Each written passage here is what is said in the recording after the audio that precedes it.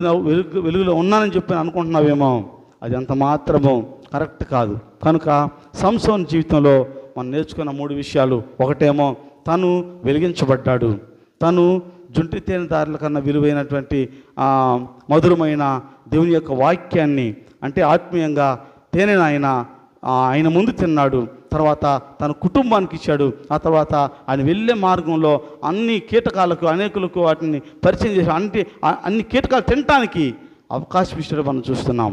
ఈ రోజున ఒక విశ్వాసిగా పేరు పెట్టుకున్న మనము మన జీవితాల్లో ముందు మనము జుంటి తేనెధారుల కన్నా మధురమైన దేవుని యొక్క వాక్యాన్ని వినాలి, స్వీకరించాలి, అంగీకరించాలి.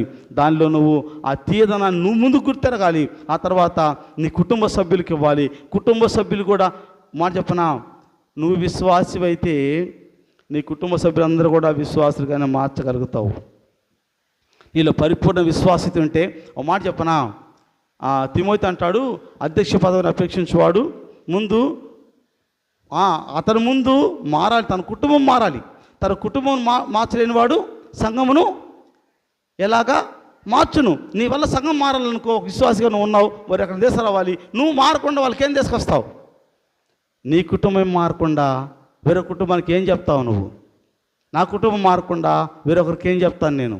కాబట్టి ఈరోజు విశ్వాసిగా ఉన్న మనము, ఖచ్చితంగా దేవుని బిడ్డలుగా ఉన్న మనము దేవునికి సాక్షులుగా జీవించాలి. మన కుటుంబం ఇతరులు చెప్పాలి మన కుటుంబం గురించి. నువ్వు